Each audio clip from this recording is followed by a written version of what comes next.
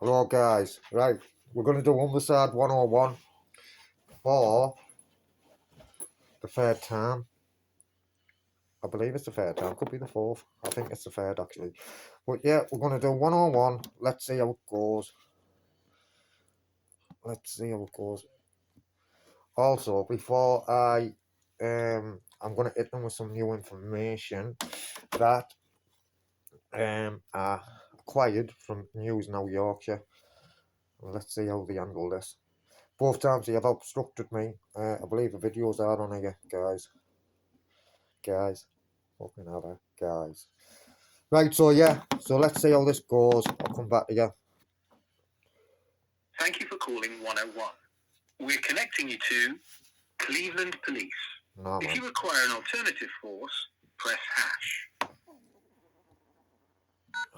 Please say the name of the police force you would like to be connected to, or say the name of the nearest town. Homicide. Answering yes or no was that Humberside Police. Yes, man. Sorry, let's try again. Say the name of the police force, or say I don't know. Homicide. Thank you. Hello, 101 operator. Which police force do you require? Homicide, please. Thank you. Please hold while I connect.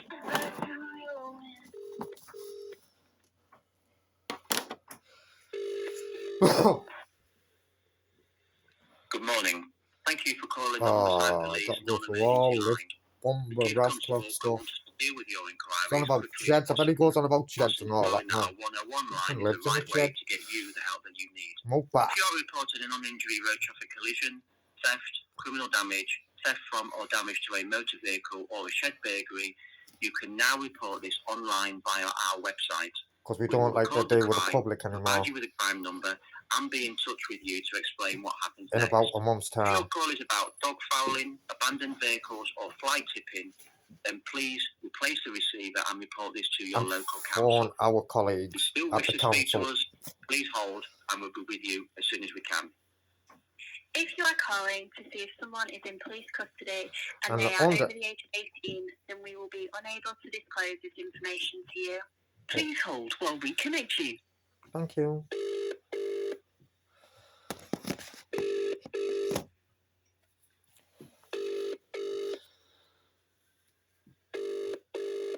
Good morning, Humberside Police Switchboard. How can I help? Oh, good morning. Can I just take your number, please, for the record? 8663. 8663. Thank you very much. Good morning. What I'd like to do is I'd like to put a complaint in.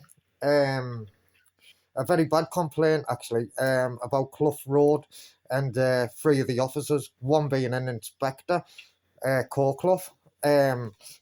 So I'll give you the details of the complaint. I have phoned IOPC because I've tried to do this on 2 occasions and I've been obstructed. But you sound lovely actually this morning, and I've been obstructed by your colleagues. But what I will point out to you is the IOPC section 5.2 to 5.6 tells me that I can phone 101 and make this complaint, and if you obstruct me again, then I've got to go straight back to the IOPC. It's all on record, and that's exactly what I will be doing. Right. So, if you make a complaint, I'm on switchboard. I need to put you through to the force control room. Are you okay to hold? Well, what it says to me on your website as well, because I've done my own work since you've tried to obstruct me, is a phone 101. That's what I've done. Yeah, that's right, but I'm on switchboard then. I don't take it, I transfer people through. All right, well, that's lovely then. But I hope I get someone as nice as you. Okay, thank you. Do you know what? Can I just say this though? I wish I didn't have to make a complaint against the police. Really, it's sad. It's sad that they come to this. But hey, do you know? At the end of the day, they need to be held accountable. But thanks for your time. Just hold the line for me, please. Okay. Thank you. Okay. Thank you.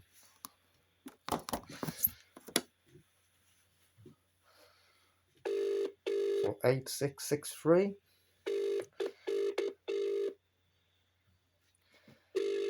Let's see if they answer. Or if she's pressed the button. So don't answer, man. It's danger, danger.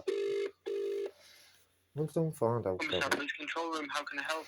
Oh, good morning, sir. Can I take your number just for the record, please? Yeah, it's 8806. 8806 was that? Yeah. Thank you, sir. Good morning. I've just been put through by 101 switchboard. What I'd like to do is I'd like to make a complaint, but before I go ahead with the details, I just want to inform you this. I have tried twice and I've been obstructed by your colleagues.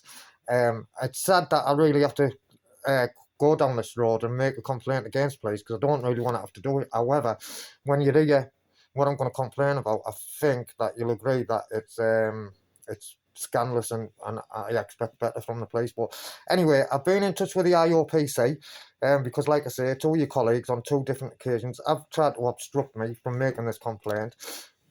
And IOPC guidelines 5.2 to 5.6 tells me that I can phone 101 to make a complaint. It also tells me on the Humberside website, police website, that I can phone 101 to make a complaint, and that's what I wish to do, sir, today.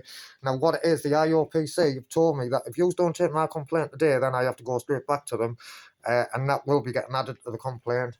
I have got numbers, all the numbers, even of the other officers who have obstructed me, and I don't know whether to add them into my complaint, actually, but we'll see as we go along what kind of response I get. Because, like I said, I don't really want to have to make a complaint, but the treatment I got and treat like a criminal and try to use and abuse Section 1 of PACE and Section 43 of terrorism. He couldn't make his mind up what he wanted to use. So anyway, can I give you the details, sir? Yeah, of course. Right, so on the 11th of July, this is how long this has been going on, and I've been getting obstructed along the way. And I'm a working man, so that's why it took me so long again to get back to you. But anyway, so on the 11th of July, it was Cup Final Day. Me and a colleague of mine, with independent journalists, came down to Clough Road Police Station to do some photography. I was accosted by PC 303, and he was inquiring what I was doing at the police station and why I was taking video footage or photos, which I can totally understand. I told him what I was doing. As you can imagine, right, we're still in the pandemic. I turned round when I seen a police officer. He was stood that close. I didn't even know he was there. I don't know how long he'd been there. He was stood that close. If he got any closer, I would have been giving him a piggyback. It turned out that he was Inspector Corclough, collar number 781, and he was very aggressive to me, sir. It's all on video. In fact, I put it on YouTube anyway. That's how to see what the public think of it. It's all on video. I've still got it on video. And he was telling me that I can't be at that police station videoing. I was telling him I was an independent journalist. He was telling me that I had to show him a press card, which isn't. You don't need a press card to be a journalist. Anyway, he was threatening me. Basically saying that he wanted to acquire my details under Section 1 of PACE. Now, Section 1 of PACE, right, gives a police officer the power to search somebody if they've got reasonable grounds to believe that they've got items on them to go, maybe to go equipped or drugs. It doesn't give them the power to take details, but he didn't even have grounds to believe that I had anything on me anyway. I was only at a police station carrying out a lawful activity, my part-time job. And then he switched it to Section 43 of the Terrorism Act. Now, again, Section 43, again, you do not have to give details. And he was trying to solicit me for my details and was very aggressive and told me that if I don't give him my details, we will do it the easy way, which is up to me, or the hard way. He wouldn't elaborate what the hard way was, but he was threatening me, basically, saying that he was going to arrest me. And I told him it'd be unlawful and I will take action against him if he did. So like I say, sir, I want to put a complaint in about it as well. Then another officer came over, an Asian police officer, PC 330. I asked him to identify himself and he said no, and I told him it's in your code of conduct to identify if approached by a police officer. I mean, if asked by a member of public, and he said, well, I'm not to you. I said to me, why not me? But he wouldn't elaborate. And he was very rude. and his mannerisms. Yeah, so I want to put a complaint in, please. Yep, no, that's not a problem. Can I take your name, please, for the complaint? And I want to do that anonymous as well. And I've already talked to the IOPC and they've told me I can do it anonymous. I'll give you an email address for correspondence.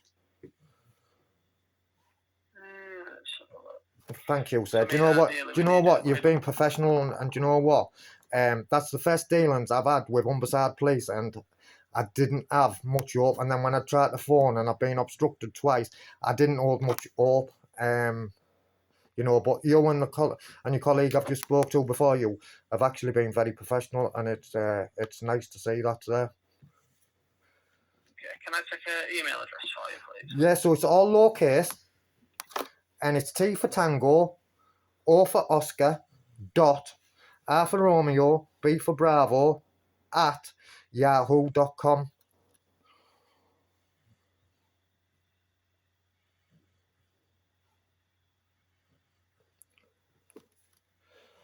So, just going to type the details down, just bear with me 1 moment. Thank you. So basically, he's been trying to misuse Section 1 of PACE and Section 43 of the Terrorism Act. When all I was doing is carrying out a lawful activity. I do believe that from the Chief Constable Association, that in fact I've got the memo anyway on my phone, has been sent round to all police stations and told to leave people like myself alone. And if they do believe that there is terrorism, to leave us alone and contact the terrorism branch. You know, but officers, these 3 officers in particular, were tyrants and thought that they're above the law and they can twist the law to suit them. Well, not against someone like me, they can't. They might get away with that on a daily basis, but when they come across someone who knows the law, it doesn't happen, sir. I mean, it seems daft, that, to be fair. Just if we're suspecting that someone is doing a terrorist act, we wouldn't just ignore it, would we? Well, that's the memo you've had though from the Chief Constable Association. I have got it on my phone. That's the memo that's went round to all police forces, Met included. But yeah, I sort of get what you're saying, but that's come from the top, basically. You know. So basically, what it's saying is, observe and get in contact with a terrorist thingy.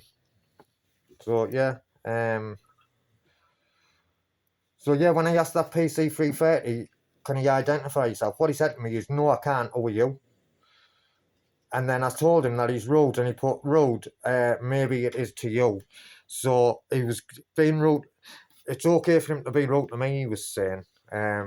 Just because it was me, it's okay for him to be rude, and it's not. I'm a member of the public. Yeah. Just because I'm doing something that he doesn't like. Why is it that you didn't give your details?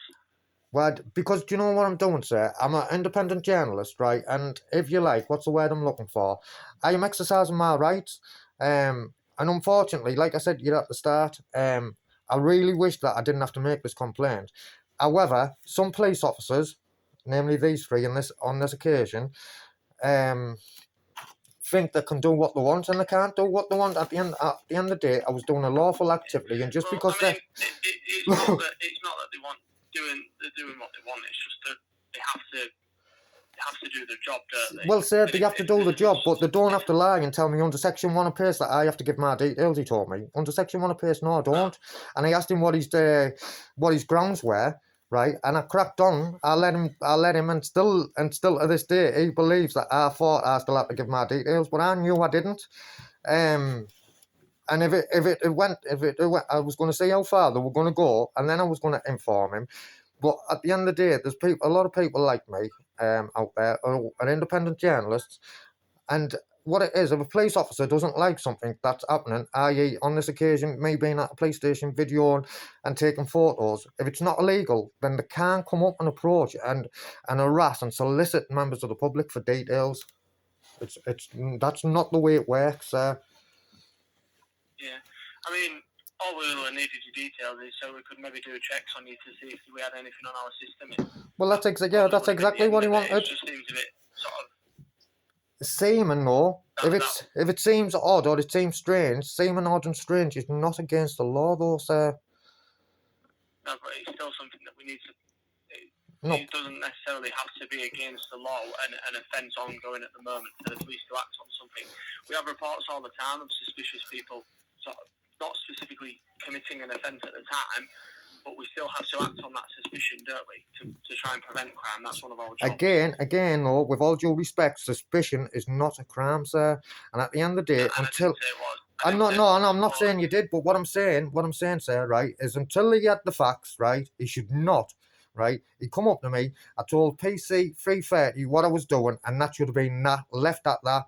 Because do you know why it should have been left at that? Because I wasn't breaking the law, sir.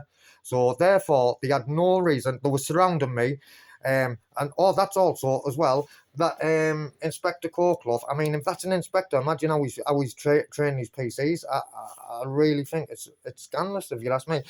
Like I said, with a pandemic, I had a face mask on because of COVID as well. And he was right in my personal space, and I was telling him to move back and keep my 2 meters, because he was putting my health at risk, and he wouldn't. And I want to put that in the complaint as well, please, sir. It's unacceptable. He was putting me at risk of COVID-19.